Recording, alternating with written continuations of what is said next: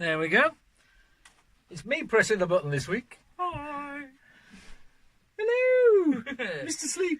Have you pressed the button, Jess? 2 thumbs up. Yeah. Oh, fantastic. She's on it. We have a new sound engineer today We do. for our latest Slice of Battenberg. Slice of Battenberg. Yes. We do.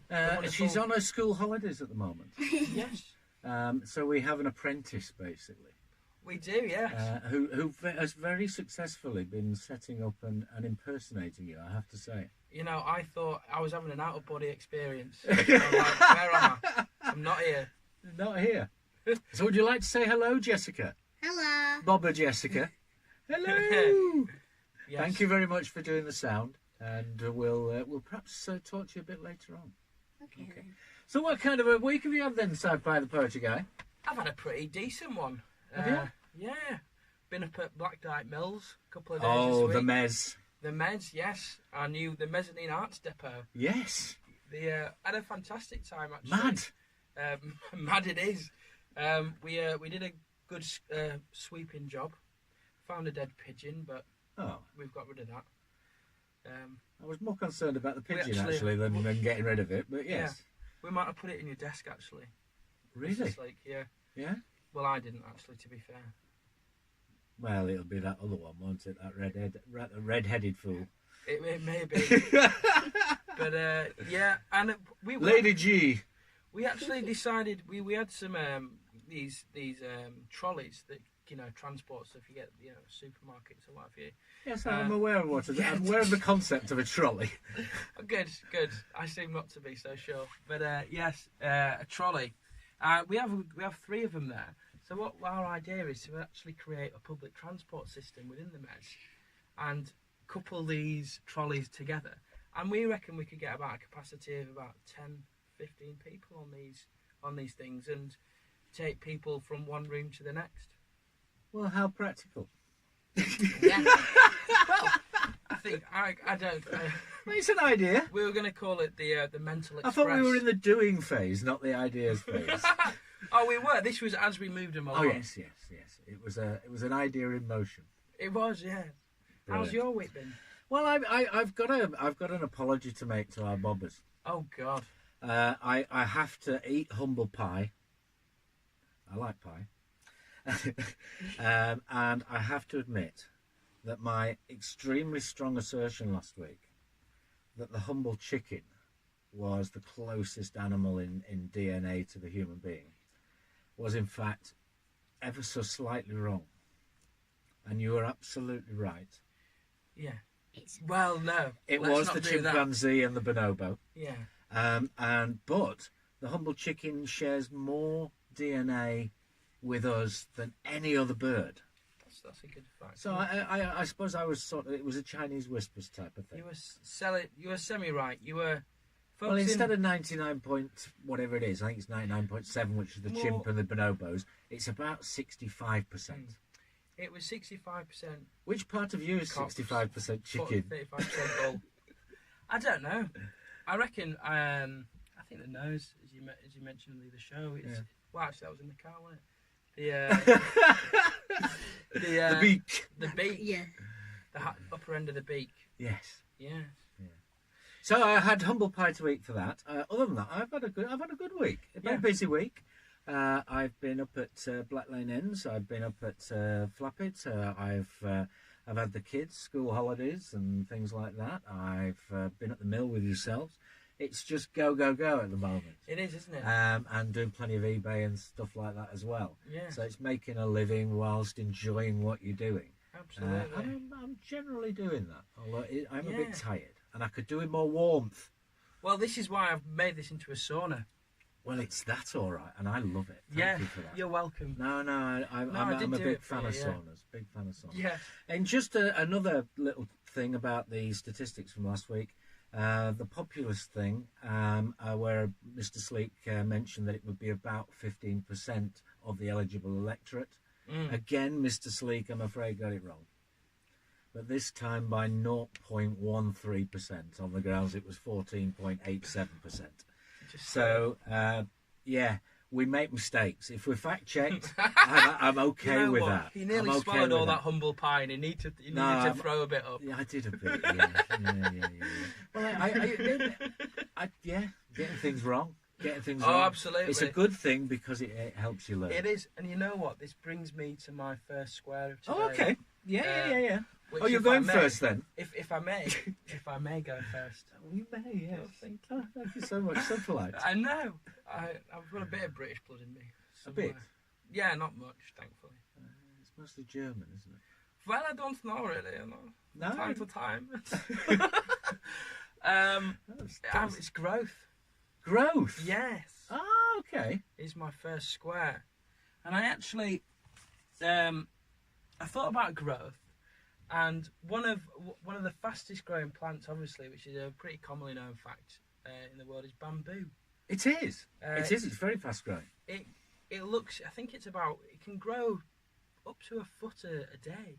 What? Yeah, A foot? yeah, a foot a day. A foot a day? Yeah, you can actually. There are recordings of the bamboo growing Yes. because it grows at such a rate, which is quite incredible. You wouldn't really need that time lapse, would you? A foot a day. Not much of one, would you know? Mm. So incredibly fast growing, and I like to think at the moment I'm on potentially we both are. We've talked about steep learning curves and growth being painful, but actually being very rewarding at the same time. Oh yes. I mean, I think it is about. I mean, personal growth is about making mistakes, and about finding where your boundaries, your parameters, and your limits are. Yes, We're finding them at the moment. we are, aren't we? So I looked at a couple of quotes and I found one from quite a very well-known source. Charles Dickens talks about growth. Does he? And he said, "Suffering has been stronger than all other teachings and has taught me to understand what your heart used to be. I have been bent and broken, but I hope into better shape." He wasn't a bad writer, that fella, was he? He knew how to put a couple of sentences together, didn't he? Why use? Why use one word when you could use 30? Absolutely. That's you, literary types.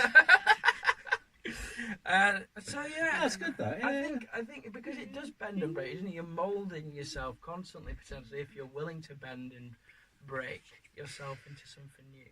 Absolutely. And the other quote I got from someone that I must admit I'd never heard of before, but seems to be as prolific a writer as Charles Dickens. Perhaps because she's a woman, she hasn't been as well known. And perhaps the kind of literature as well. She's a bit out there. Her name's Anais Nin. Okay. You heard of her? Anais Nin. Yeah. A Nin. Nin, N-I-N. Okay. Well, what sort of? No, it's somebody I vaguely have, but that's about it. She was basically a writer of erotic literature, or what was considered within the very first half of the 20th century, basically. I think she died in the 1960s. And she was, at points, paid $1 a page of literature that she wrote. And she'd write. That's not bad. And basically, she had some quotes which I found, which I thought were great. And one of them is, "And the day came when the risk to remain tight in a bud was more painful than the risk to take to blossom." It is that, though, isn't it? Growth. Yeah. It is a risk. Yeah. Because everybody has these comfort zones that we set up around ourselves, the bubbles, if you like, that protect us, almost from who we are. Yes, or who we don't like to accept that we are. And also to keep other people out. Yeah. So growth to me is about learning from others as well as myself. Absolutely. And if you learn from others and you immerse yourself and are interested in all that's going on around you, then I think growth is an inevitable byproduct of that. Yes, it's like, and there are so many different words you can have for it, really, which I haven't written down. Oh, so well done. That was almost professional, wasn't it? But I just the writing down bit. Yes, that's it. I think, I was thinking about growth. You can. The other word I had is change. Yes. is another word you can use for it. Really, it's a change, a movement in your life. Yeah. And I suppose change can be both up and down, can't it? it can be, and it's changing shape, isn't it? And moving. You can just call it as movement rather than necessarily growth. Yeah. Because you're changing your paradigm, aren't you? The way you see the world, or what you're taking into your psyche, into your thoughts, and the acceptation you have of that is really it's a movement. So growth is one way of looking at it. I wanted to talk about economic growth as well. Okay. Because it is seen as such a positive thing, isn't it? Growth in general. Nobody complains about economic growth. I mean, I think inflation. I think the interesting thing you just said there is about change, because change is inevitable. Yeah.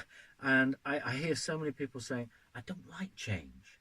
I like things the way I like them." Well, the truth is that individual is actually changing as they speak those words. Physiologically, they're getting older. Their whole anatomy and physical nature is changing on a moment-by-moment basis. The surroundings are changing at any given time. So change is inevitable. And embracing change perhaps gives you that personal growth. But also, change can be harsh. It can be brutal. And I think that's why people, in terms of economic growth, like to see a sort of steady improvement, if you like. Yeah. Sorry, I was a bit like Hong Kong Phooey then as I went past you. That's there. okay. You sort of pulled back as if I was Kill Bill or my eyebrow something. to slice you in half, but I didn't this time. I survived. Well, this is, to be honest, the change, absolutely, and you need economists or entrepreneurs, potentially people studying the economy in order to know what's coming in the future and make that smooth. Hopefully, make the economy smooth as possible. Well, if it's predictable, you can plan. Exactly, and as you say, if you know that there's a car around the corner coming to you, you're not going to crash into it, are you? And that's what got me studying politics, I guess, and growing up in the north, although not really considering myself a northerner in quite a lot of ways. I find it interesting. More of a child of the world, aren't you? A little bit, yeah. Yeah. And don't like to be pigitonholed. Absolutely not. It inhibits your personal growth, doesn't it? It does. I'm growing all over the place, and when we talk about things like the British Empire and the ways in which the British Empire used to make money out of this country and inside, so you've got the mines, steel industry, and coffee, sugar, things, the slave trade, the slave economy in that way. And understanding that we could have seen it coming in the 1870s or before, that the Germans were the first competitors in sort of steel and mining, and the way they were doing things, where we'd have and wool. I mean, Bradford, for example, there's an area called Little Germany because the Germans were the biggest exporters of practically anything in the world. Big exporters, and as a result, they set up in Bradford and created, and were a massive contribution to the British and world wool industry. Yeah. Absolutely, but it's that denial of the changes that were happening, the rise eventually of China, or other people catching up with the British Empire, the British Empire, we're the workshop of the world, and people still, it seems, don't want to know that we're not that, and because they refuse to change, they refuse to accept that reality, they end up in a position where they're getting left behind. Yes. In the past, and that's what frustrates me. It's like people are like, oh, you shut the mines, and oh, I've lost my job. It's like, well, there's no work for you, mate. What do we want? A charity steel mine where we just pay people to do we it? Have steel mines though. Oh, beg your pardon. Steelworks. Steelworks, yeah. Charity coal mines where we just pay people, which is what essentially the government did for a long time. It subsidised the mines. It wasn't making any profit. It was literally to keep people in work. All these tough people are like, get a grip, lads. You work, you get a proper job where you're actually making some money. Well, this proper job you're talking about is actually costing other people money to keep you in work because you refuse to change.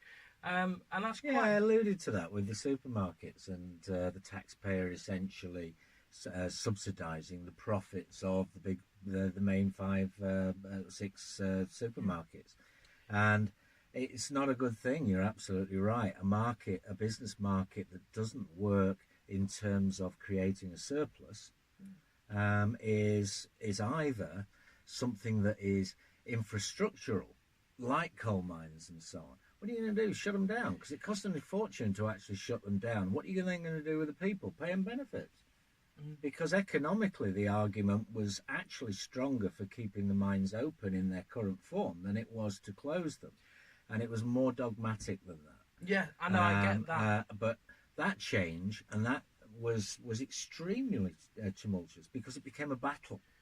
Yes, well, the problem was... And often change does become a battle. There was no alternative, was there, with this, with the mine closures? There was not, okay, the demand for British coal or British steel is dropping like a stone. We can't compete.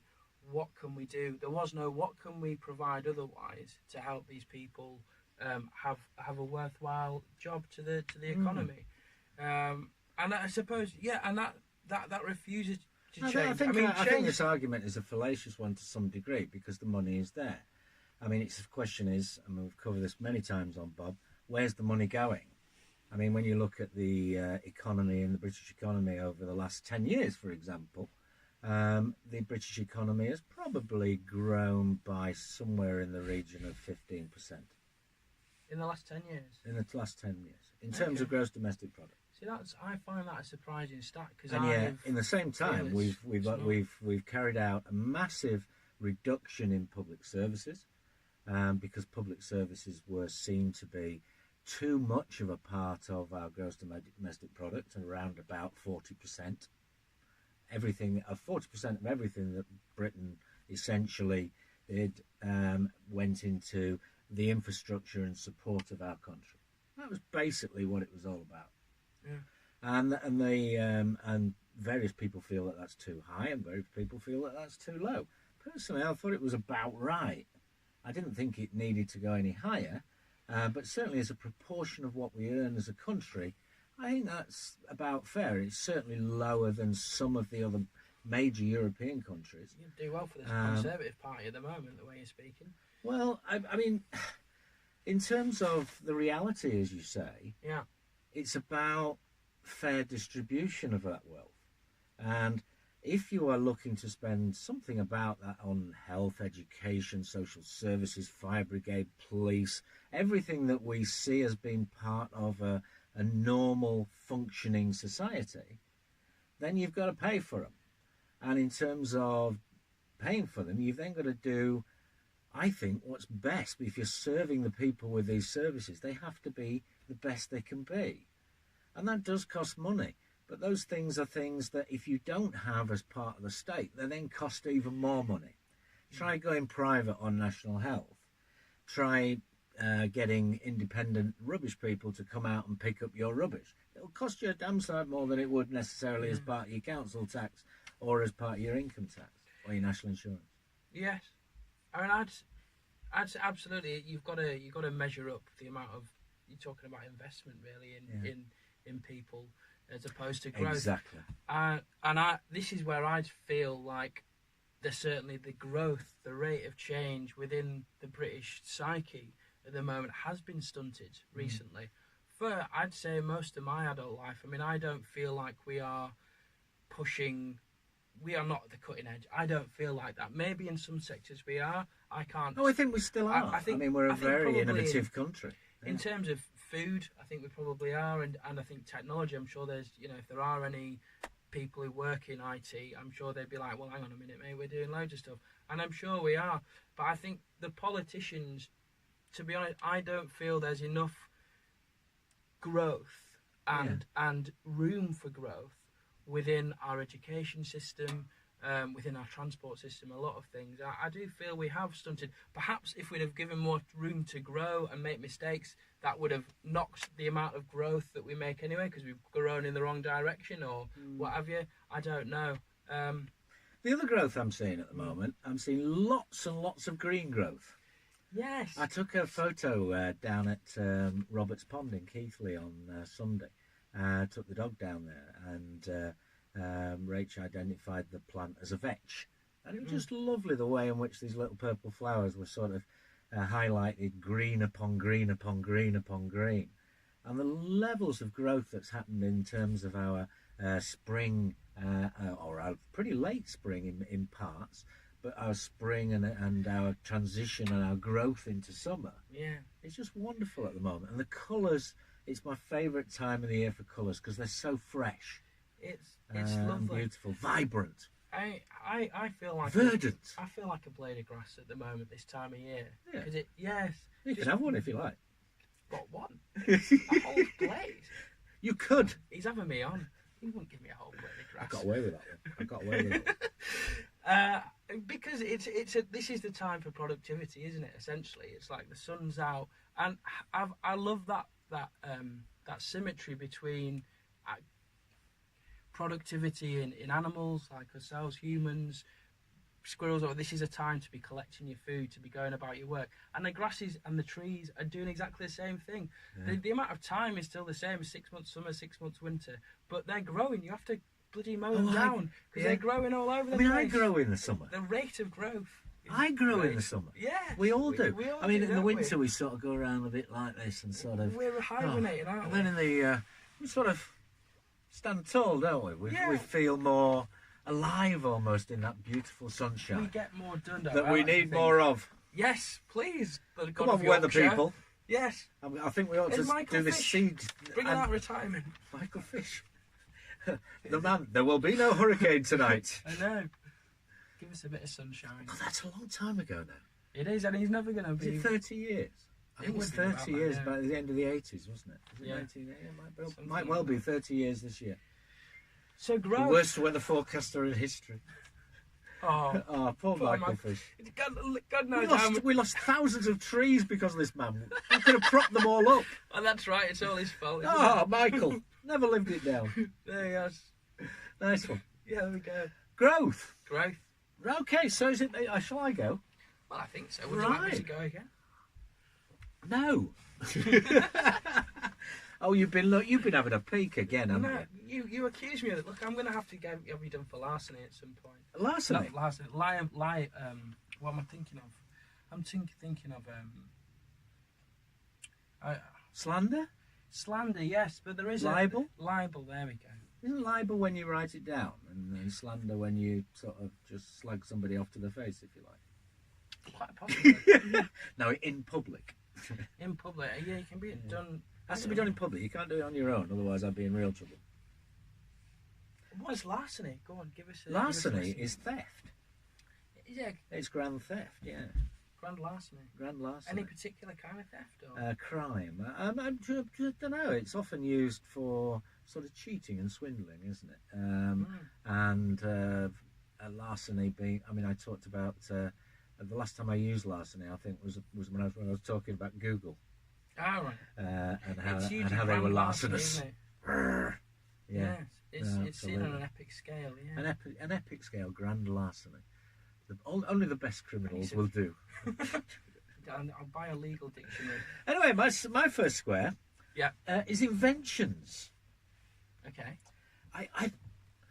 We've been through a period just recently where we've thrown out lots and lots and lots and lots of ideas, and some of them have been pretty original.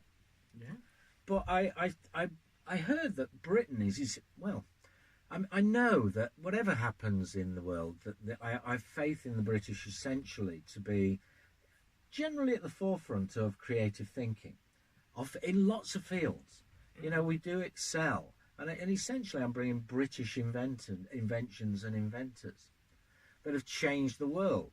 Right. And I can see that I can see the argument that an unfettered Britain, if you like, may well go out into the world and do all this again. And be this creative force that leads the world into its next change and growth, if you like. But I wanted to... so inventions for me are original ideas that have, to some degree, the shock of the new. So it's something you haven't seen before. It's something that then becomes part of the norm, and you almost wonder how you ever did without them. So, I mean, some of the great inventors, for example, great British inventors that I was thinking about, listed on some spurious site on the internet, were the top 5 British inventions ever. And they were the reflecting telescope, which was Isaac Newton. They were the seed drill. It was that well-known heavy metal outfit, Jethro Tull. Right. The marine chronometer, Yeah. John Harrison. The electric motor, Michael Faraday. And the steam engine, Richard Trevithick. Right. My Uncle Richard. No. There is you talked about family last week, actually. Yeah. And one of the lines of the Sarah family, back in the sort of early 19th century, one of the Sarahs married into the Trevithick family, married Richard Trevithick's granddaughter. So that makes me obviously very closely related to the inventor of the steam engine. Practically the same guy, aren't you? I mean, I called him Gramps, you know. I always see you with your train set. I know why. Richard Trevithick, yeah. So, I mean, there are other great ones like Alexander Graham Bell, the telephone, John Logie Baird, the TV. Yeah, I was going to say the computer as well was invented by a British man, was it not? Babbage. Babbage, yeah. William Babbage. Is that not seen as? Surely that's up there. Well, it is, and then there are other great inventors like Tim Berners-Lee with the internet and so on. What's the guy who did the Jasperware pottery? Oh, I'm not sure. Blue John. What was his name? Josiah Wedgwood. He Oh, was Wedgwood, a great yeah. inventor. Okay. I mean, there are others, Benjamin Franklin and so on. The one that I always am probably most impressed with, one of the great inventions that keeps us all safe on the roads at night, and that's cat's eyes. Cat's eyes. I think they are a wonderfully great example of somebody seeing the simple and making it a reality. And that is the wonder and the wondrousness of the great inventions. Yeah. I mean, Percy Shaw created this box that you stuck in a road with two little mirrors that essentially reflected any light that you put onto it, but also reflected, because of its angle, reflected moonlight and so on. So it was very useful from a very early stage and is useful for all road users. Yeah. Do you know when that was invented? 1933. Really, that early on? If you'd like to fact check me on that Is he one, talking Bobbers. about chicken DNA again? It may well be chicken DNA, this one. No, it's more feline DNA this time. But, I mean, obviously, Percy Shaw saw that. I mean, there's obviously the musical joke as well, isn't there? About cat's eyes and Percy Shaw. Oh, right. Yeah. He invented it because he saw the reflection from cat's eyes. Yeah, I get that. And if the cat had been walking away from him, he would have invented the pencil sharpener. Yes. That was slightly amusing, wasn't it? It's a very old joke. Wavering on a fire. Yeah. So, and apparently the 1820s, when Faraday was around and so on, that was the most prolific decade for British inventions. Right. And probably gives going back to the British Empire again, it gave great impetus to changing the world and the growth of the world from an industrial perspective. Yes. And that speed of change, in many ways, has not slowed. Well, it hasn't slowed. It's essentially snowballed ever since. And have you ever had any ideas for inventions? Well, inventions. I mean, I invent stuff all the time. Yeah. Yeah. Like where you are. Hey, come on. The judge said I was of sound character. No, I'm a creative mind, so I am inventing. I'm not a technical inventor. I don't invent, the keyboards or whatever. But I'm a story writer, so instead I'm inventing stories. Or I wouldn't say creating is what I'd say. I do more. But yeah, I've got. I create things all the time in my head. I have a regret about my invention what I invented. Go on. In about 19... Hold on, I'll get this one right. In about 1987... Right. They introduced the rubberized corks in wine bottles. Oh, yes. And they're made from a substance called elastomere. And I was fascinated by this new material that, well, I'm probably too fascinated because I was quite happy to get them out of the bottle very quickly.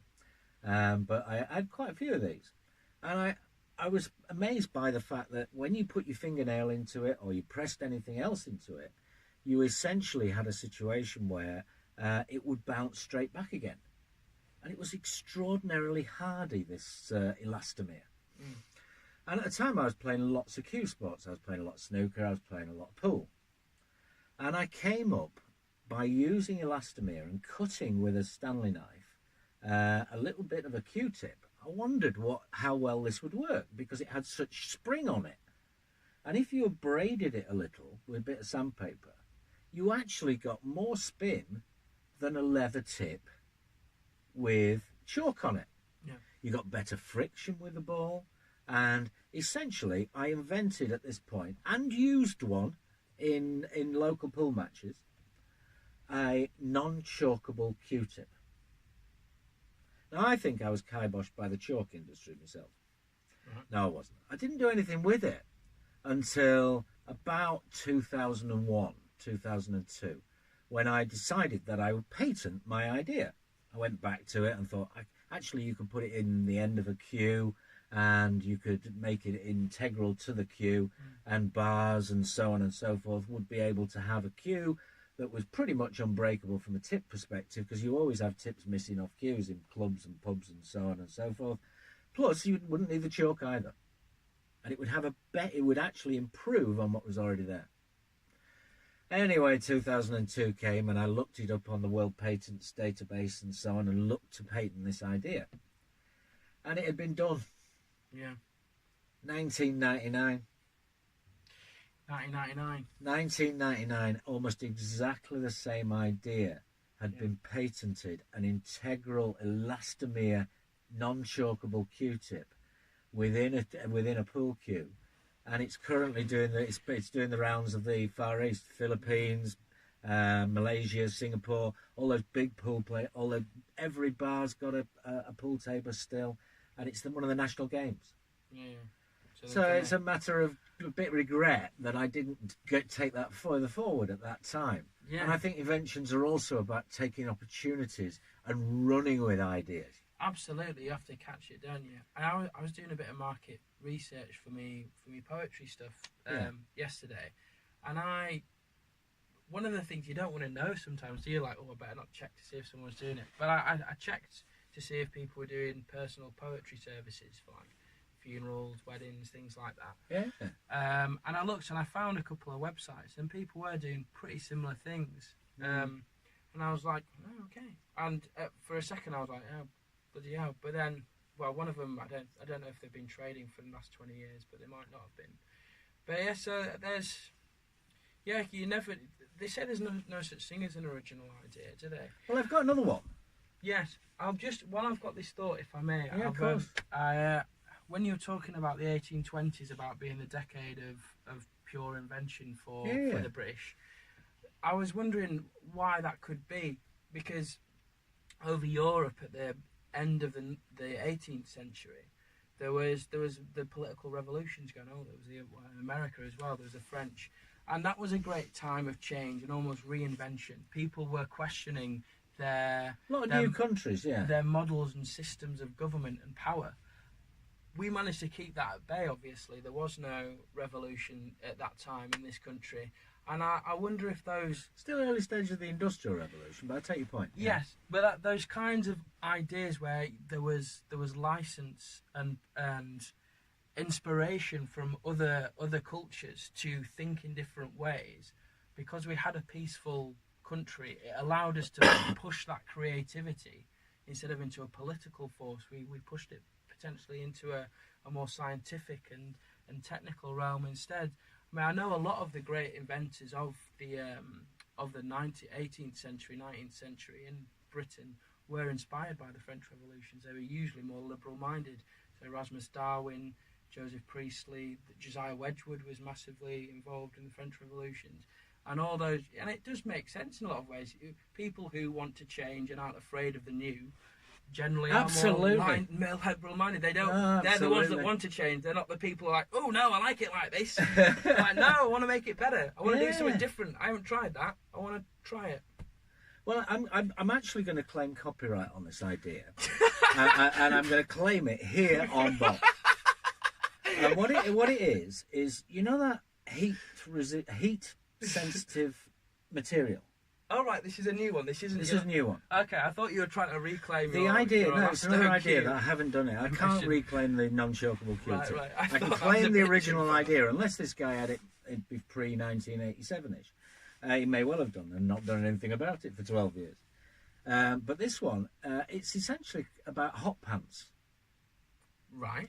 And it's an invention. It's an invention to essentially take the confusion out of dating and out of attraction. How is this possible? So we dress from head to foot in sort of this heat-sensitive fabric, a bit like your tie-dye, isn't it? Yeah. I'm gonna. So when it gets hot, yeah, it turns red. When it gets cold, okay. it turns so blue. Mood t-shirts. So they're essentially moods. But if you had especially sensitive parts, sort of in the areas where our, should we say, our desire areas, should we say, most arousal sort takes of place. Sort of here, and that type of Back thing. of the calves. Back of the calves, maybe. No.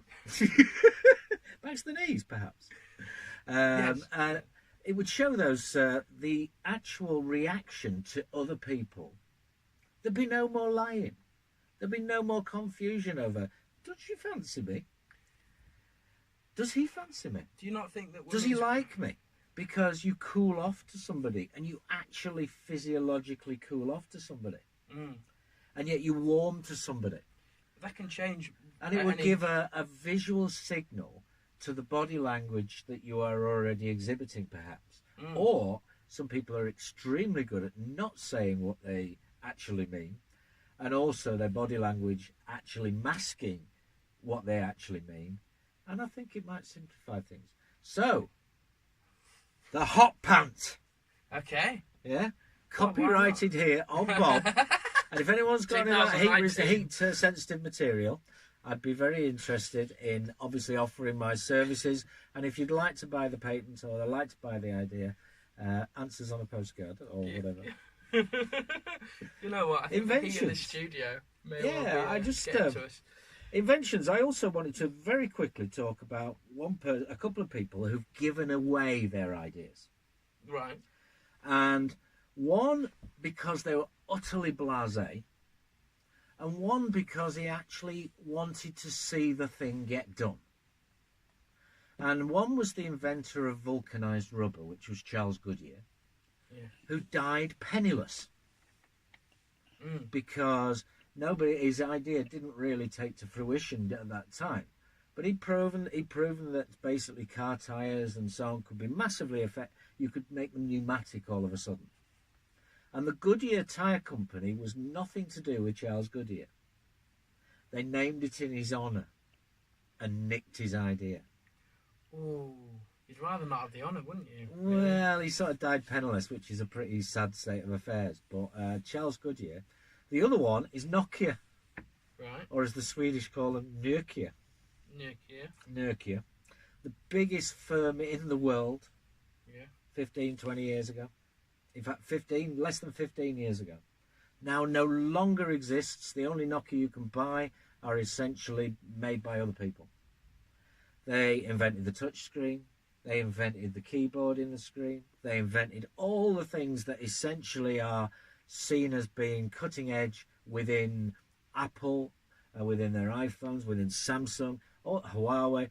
All these things were invented by Nokia, but they never patented them because they rejected the touch screen as being something that they might not use particularly, or the public wasn't ready for it.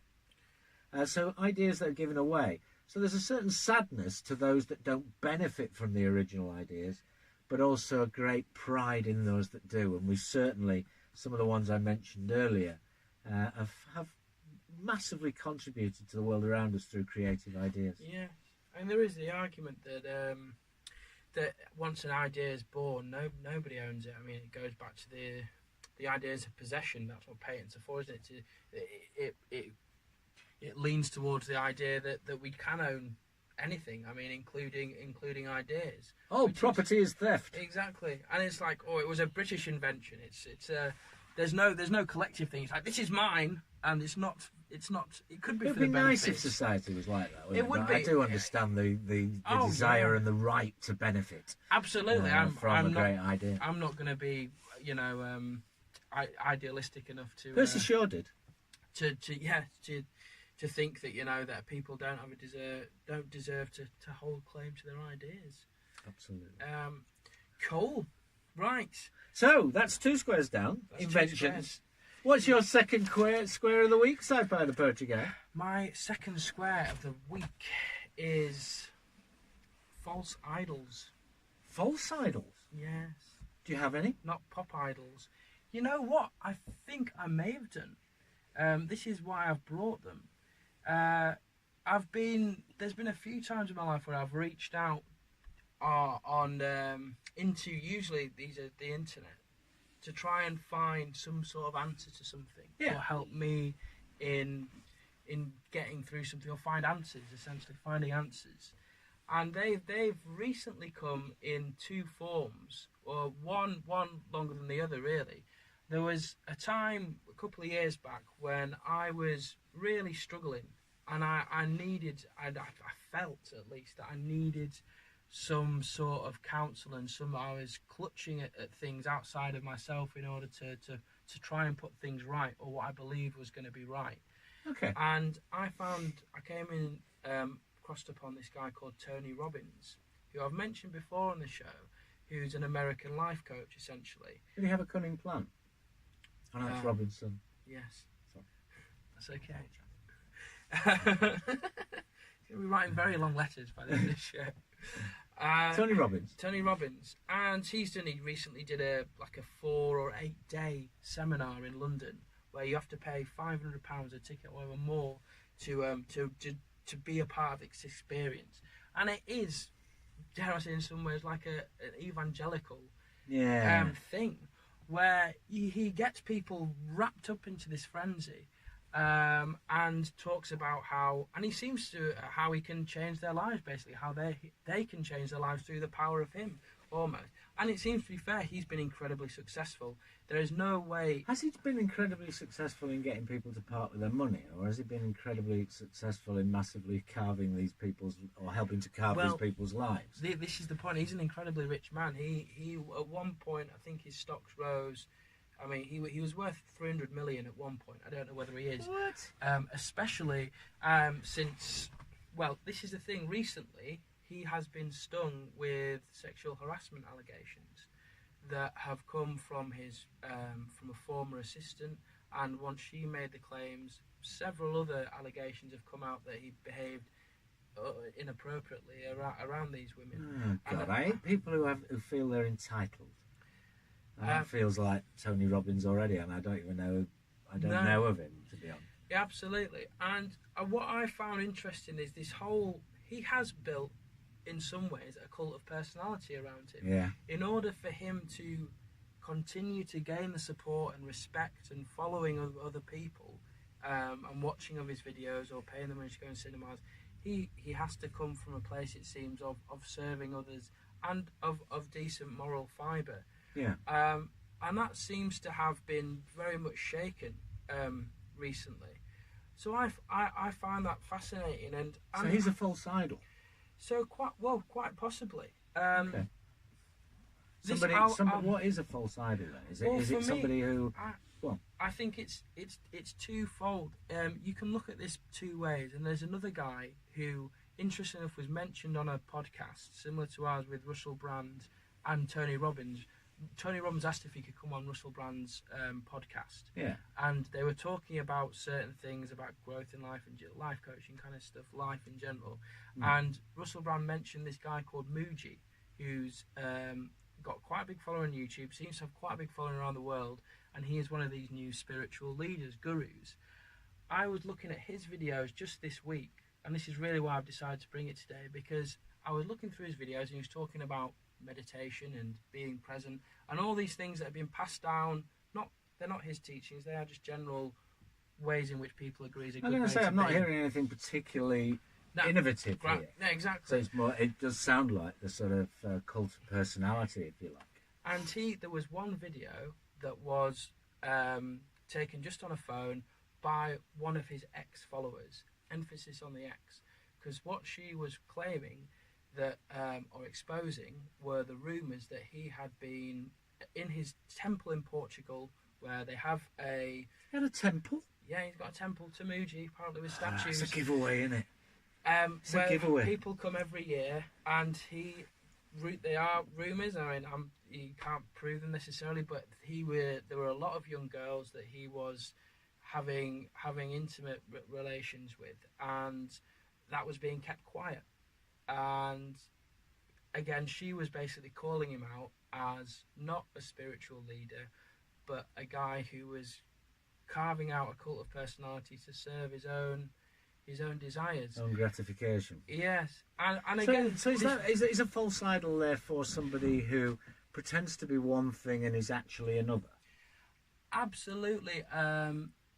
But I think it comes. This is the point. It's from two sides. I think one, people are human, and if both these Ismails in these cases have been not, should we say, like the best they could be in terms of their behaviour around the fairer sex or the opposite sex, then that's Or something, same sex, to be fair. yeah, or the same sex, then that is something that they could hold their hands up and say, I'm human, I made a mistake, it was a long time ago, I've changed as a person, and that'd be fair enough. Would it? No, not necessarily. No, Because it that wouldn't- doesn't seem to be the climate that we're actually living in at the moment. No, okay, wouldn't be fair enough, but it would be. I find it's easiest to forgive someone who will admit guilt, and at the Yes. moment, both of these people, as far as I'm aware, are not. They are completely denying it whatsoever. So yes, it's absolutely. It's not forgivable necessarily that they've done these things, but if they are willing to admit that they've done something wrong, then that comes from a level playing field of humanity where we can both accept flaws in each other. But the problem with false idols is you put these people there and they are perfection, and you follow them because they have the perfect righteous life. Yeah. And I think that is the danger of the sheep, the people who I've been guilty of myself, of potentially looking for the answers in other people and pedestalizing putting people. them up on a pedestal and expecting them to have the yeah. answers, when actually, if one of the truest things I think is like, you are your own God and you can find the answers inside yourself. Therefore, you do not need a spiritual leader of any kind. You do not need God. You do not need Tony Robbins. You don't need Muji. You don't need Nigel Farage, who I would also claim as potentially a false idol, who makes all these grand promises about how he's going to make your life better if you invest in him and his ideas. I think that's dangerous, and because these people will promise the world and potentially give you nothing. They are there to serve themselves, as many others, if not everybody, is in their lives, and Isn't that a sort of symptom of the human condition, really? Because isn't that what I mean, you said last week, you were saying that, it's my life, I'm going to live it my way. And I think that's what, I mean, you're not setting yourself up, though, to be this idol. no. Although, you have a bit of the matinee idol about you. What, 12:45? No, spontaneity. Your spontaneous poetry stuff. You need to perform your and so on and so forth. That to me is something that could be seen by some. You probably are an idol to some. I'd find that uncomfortable. I'm happy with. Someone said I was idle once. Oh, were they? Well, yes. I feel in my life I'm here to inspire people, maybe, and inspire myself. But I think that's completely different in people investing in my philosophies and life. So you're really feeling comfortable if someone put you up on a pedestal? Yes, I don't think it's good for my ego. I need to keep it in check as much as possible. If someone said to me, well, I know from my own life I've made too many mistakes to know that I don't have a clue how to properly do it. I'm learning all the time, and I think the moment I feel like I'm getting a message to figure it out myself. Stop looking for other people to change or to figure it out for you or do the work. Do it yourself, and that's, I need to be my own idol. And if I'm really truly... Oh, that's a positive message, though, isn't it? Absolutely. I think, as I mentioned before, we are our own gods. We need to think of ourselves as our own gods. And if we truly have an understanding of ourselves and can have an honest conversation with who we are and what we can and can't do, and what we want to do in life, then that's as far as it needs to go, in terms of our own. In terms of our own growth and understanding of what needs to be done to live a good life. Obviously, there are other people around that you need to be aware of in order not to try and influence them. But I suppose... Well, I don't think you can help influencing people. No, you just can't. by being in the world and interacting. You're influencing me now. Exactly. Not very much. But, yeah, we're influencing each other. We're influencing Jessica, who's listening to us and so on. Absolutely. And completely ignoring us. Yeah. Quite right. Quite right, too.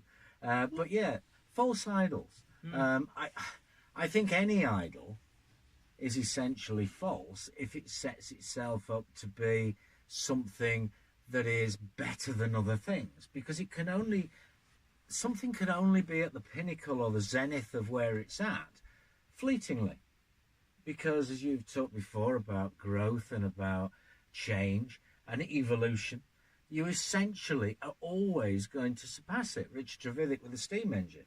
I've got to be honest, my next car, I'm not looking necessarily for it to be driven by steam. You know what I mean? Steam-powered car. Alexander Graham Bell, the telephone. I'm not necessarily going to want to be carrying around a phone box on my back. Things evolve, and things get better, and things improve. And it is perhaps those original thinkers that set us on such a large step of the way. They can be idolised. But those that then come along and take and sneak a bit here and bit there, they're not necessarily, they're more the chancers, if you like, the Tony Robbins of this world. There were many sales gurus out there before Tony Robbins, and he's essentially assimilated all that he's learned, created and used his own personality to sell it. Absolutely. And I'm sure that's the case, even though I'm afraid I don't know who Tony Robbins is. No, I think you've nailed it on the head, and he's worked damn hard. And that's why he's a false idol, because he's false. He's Well, not what he sells himself as being. No, and that's the thing, he's marketed himself in a very good way. The interesting thing about that is we're judging him on his sexual behaviour when it sounds like he's an extraordinary salesperson.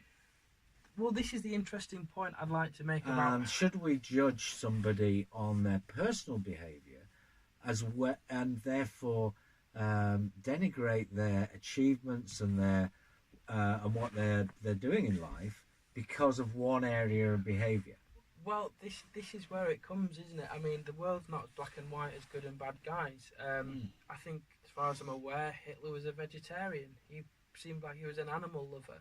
They say, I mean, maybe that was a slight because they think vegetarians are, weak people, and so therefore calling Hitler a vegetarian made him weak. That's ridiculous. But the point is that someone who... So Hitler had something in common with Muslims and Jews as well. All three of them didn't eat pork. There we go. And you could say... You see, if he'd only thought it through, Adolf. You have things in common. We can hold potentially we can say and do very good things, but then obviously in another moment do not so good things, and that doesn't take any value away from the good things that you've done. It just means that you've also done some bad things. As far as I'm aware, Tony Robbins has literally helped feed millions of children around the world. He came from a broken home himself and vowed from a very early age about feeding people at Thanksgiving, families, and he's done that time and time again, and has made some incredibly inspirational videos. But it always comes back to doing it yourself. Genghis Khan apparently was a lovely chap to go out for a pint with.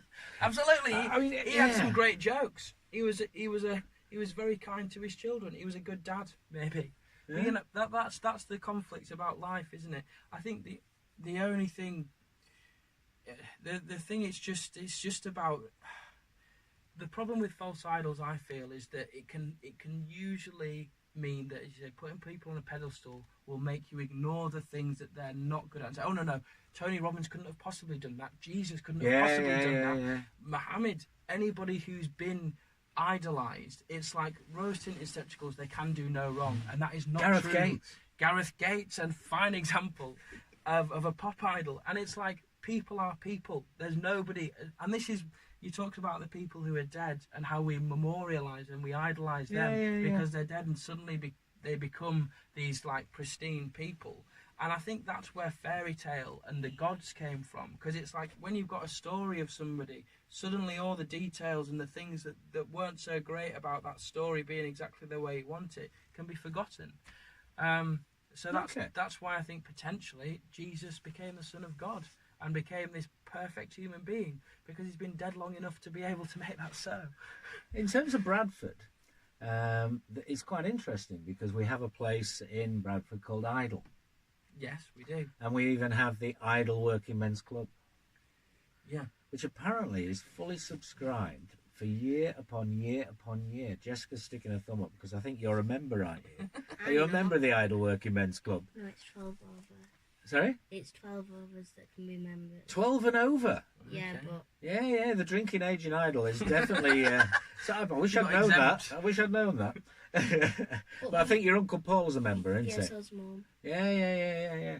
And it's a real card to have in your wallet, you know, that you are the Idle Working Men's Club member. And I was just thinking, actually, that Rose and sort of runs into Idle. Mm. And that really, that area in between, that would be the false idol, wouldn't it? It would be the false idol. False idol.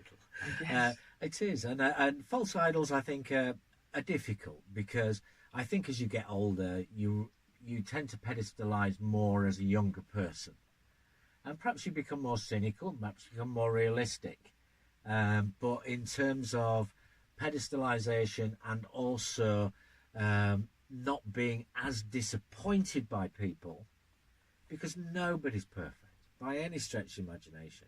I mean, anybody who doesn't make 20 to 30 mistakes a day, I think is actually kidding themselves. Yes, absolutely. Because we do, or we don't do something quite as well as we could do. And to say that we are perfect, or to portray an element of I am up there, I think is a falsehood. And as soon as you start thinking like that, you're liable to get your shins kicked, especially in Britain. You stop growing, for one thing, immediately, because there's no need to, is there? Yeah. You are the man. Yeah. You are the man. You are the person that everybody looks up to. And some people, I think, really do very well in that situation. I'm thinking in terms of a god, the Dalai Lama. Yes. The Dalai Lama was chosen as a small child. He was. To be the Dalai Lama. And in those circumstances, what an extraordinary thing to be taken away from your home and your parents and so on, and then trained to be a god, because you've been sought out by a process that essentially found you from millions of other people. And I think the Dalai Lama is a wonderful example of perhaps a true idol, because he's as honest and disarmingly honest as anybody I've ever remotely think. And I think what Tony Robbins is doing there, and what other false idols do, is that they're actually making a situation where it's not real.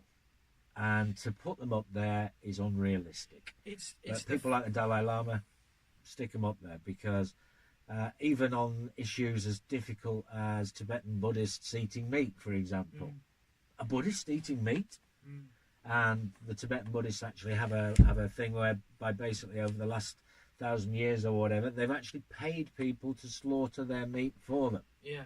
And he will talk about that and the hypocrisy of that. And he talks about the hypocrisies within himself. And to be realistic and to be so self-aware, I think is definitely worth putting on a pedestal. Absolutely. Anybody that doesn't call himself an idol or doesn't make such big promises, I think that's the big thing that worries me. I've been thinking You're my idol. Oh, shut up. You're my poetry idol. Am I your idol? Of course you are. That's false. That was false. Well, I think it's the what was I going to say? I've been. You can't dry up on this show, you know. Absolutely no, not in this heat. The black jeans was a mistake. Sorry, we both look like Marcel here today. I'm thinking of the new religion is what I'm looking for. Religion, or those idols, those prophets that people have looked for, their leaders in life, and who are they today? And I think it's quite easy not to see them in the present time, because now that Islam, as far as I'm aware, and Christianity and Judaism, they've had their leaders, their prophets, their idols have been in the past now. And a lot of people have gone away from that because there's been enough time to go on to potentially disprove. They all have leaders on earth, though, don't they? Yes, I think you look at the church, the Pope. the mosque. Absolutely. Chief Rabbi. Yes, but what I find interesting is these are still humans. That people only Chief Imam. become Various gurus. Yeah. They become big. They only become big after they've died, essentially. And I'm wondering if now spirituality is the new religion. People talk about being spiritual more and more. And are the people like Muji or other gurus who have got almost this secular view of heaven, Nirvana? If you be a certain way, you're going to have peace. You're going to find this amazing calm, and you're going to have a wonderful life, and you're going to be happy. If you listen to my YouTube video, if you buy my T-shirts, you will have a... Why is this all of a sudden becoming an advert for say buy the poetry guy? What's that about? The point I'm just saying, be wary, people. I'm Be sure you're wary. Be wary. Everyone's human. For Definitely God's sake, be wary. don't look for others to sort your life out. Do it yourself. Right, shall we go on to our fourth square with having sorted out everybody's lives? God. Yeah? Yeah. Our fourth square? Right. Well, my final square, our final bite of the slice, is rulers. Yeah. Rulers. You didn't sound surprised. You'd seen it, had you? This is You had, have you? You know had, what? you've done it You know again. what? I'm getting pushed. I'm being. It's becoming every square. So what does I'm rulers mean to seeing you? it. What does rulers? If I said the word rulers, what does it mean to you? 30 What's it mean to you, Jessica? 30 centimetres is what I'm saying. Yeah, like centimeters. 30 centimetres. Yeah. Not the sort of gods and deities that we were talking about, or the royal families and things like that. Yeah. No, not so. No, of Oh, course it is. That's okay. what No, I've, the that's first what thing I thought of as well was measurement. Yeah. A scale of measurement and an implement, which, as you say, 30 centimetres, the old 12-inch ruler, that type of thing, yeah. I mean, it's quite interesting that rulers, from that perspective, they go right back to the Assyrians. Okay. Yeah. The Assyrian Empire, the first ever recorded ruler, which measured something, was he set with a scale of measurement upon it. Was made of copper, and it was a strip of copper, and it was found in about 2000, or it comes from about 2650 BC, which is what 4,669 years old. So we've been measuring things for a long time, and we measure things in millimeters, centimeters, inches, cubits, yards, miles, kilometers, so on and so forth. We have this absolute need to measure. And yet the ruler is really quite a small thing, but it gives us that scale of everything else. So if you've got a 30 centimetre ruler, you can actually work out how many 30 centimetre rulers there are to anything by basically going end over end, if you like. But it's quite interesting on the grounds that many of the measurements that came up and the measuring sticks that came after were actually about trade and other ways of measuring. So for the sake of argument, a horse. What's a horse measured in, Jessica? Hands. So it's basically the width of your hand, and that is how a horse is measured, in hands. And somebody will say that a horse is 18 hands, which is a very large horse. And in those circumstances, it's it's quite a thing to think about how rulers came about. Also, about 1500 years ago, the first ivory rulers were used, and they sort of kept going for a very long time. In terms of the first flexible rulers, they came about at the beginning of the 20th century in 1902. That was the first. So they came along with the sort of advent of more flexible products, if you like. So we're still measuring, but we're bringing it up to date. Well, now we've got yardsticks. We use a yardstick to measure anything. We even measure our thoughts and feelings. We have we need something that is static in order to measure it against, and we call it a yardstick. So the rulers are very, very common. We also have rulers. To me, I have a very early memory of a ruler. Yes, I think most of us will do, won't we? And it might be that people used to do that twanging thing where the ruler will bounce off a desk and so on. Mine was actually quite a macabre one. And it was my first day of school ever.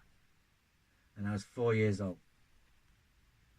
And I learnt something that day, and that rulers could be used for something that was not a positive purpose.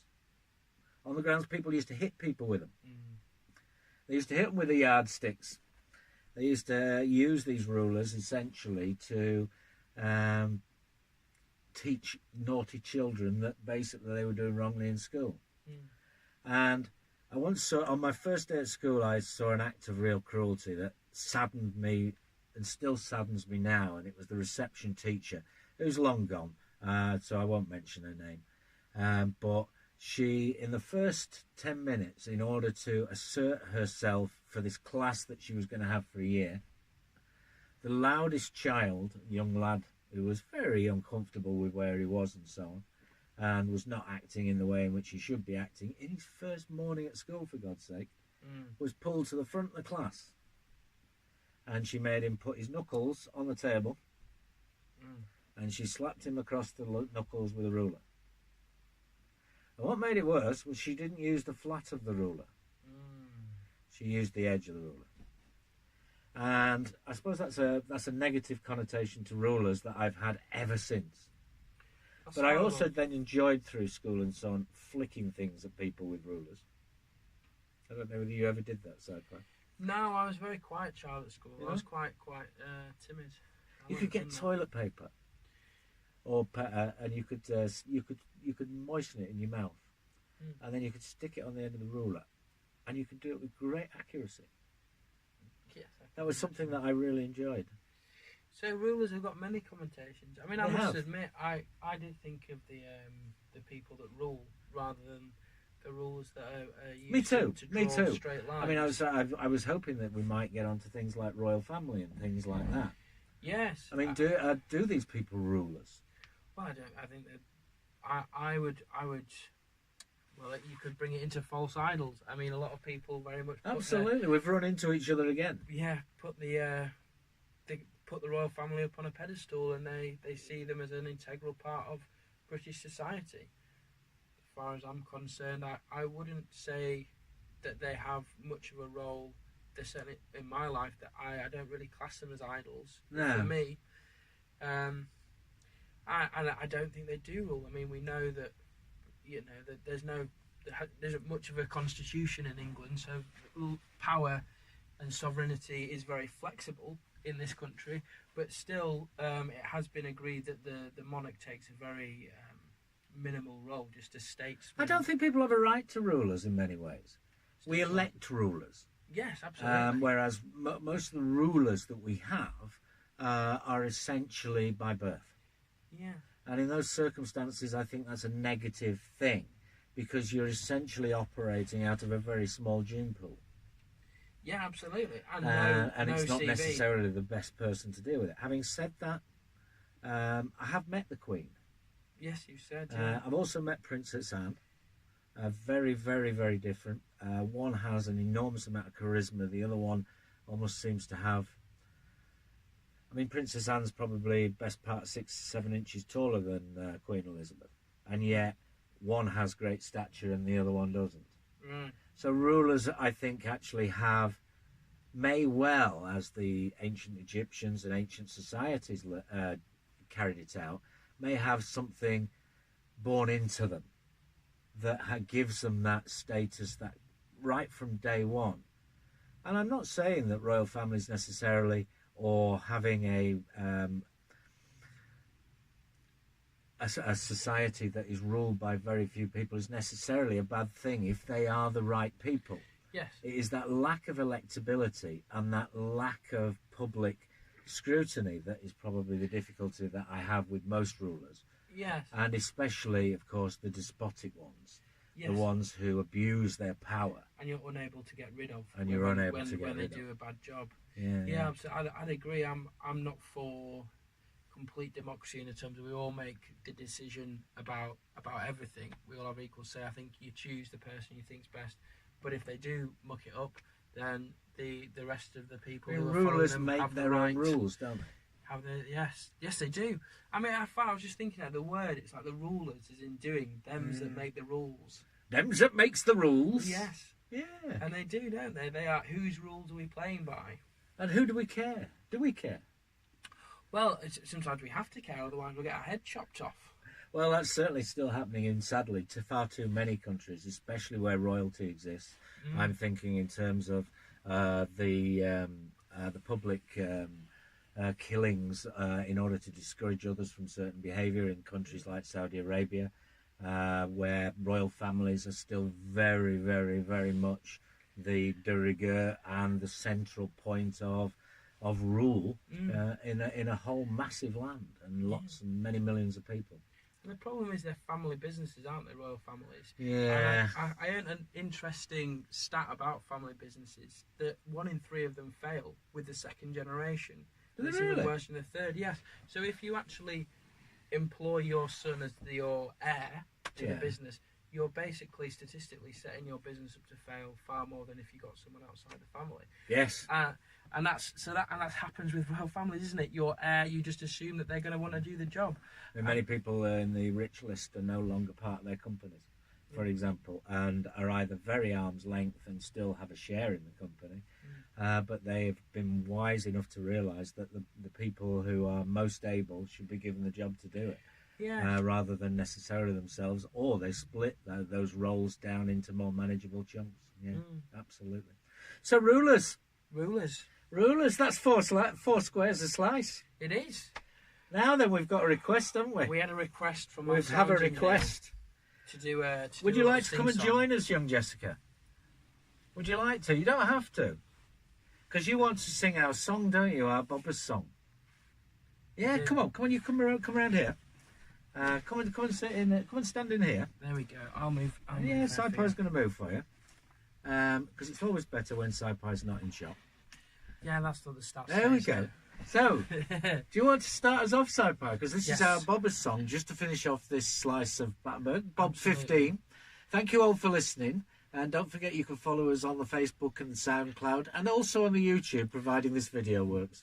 Yes, see you next time. And we're going to have a couple of live shows, hopefully. We are, down at Riri's and so on, yeah. So that'll be good. Would you like to move out from behind the microphone? Do you want to come this side a little bit?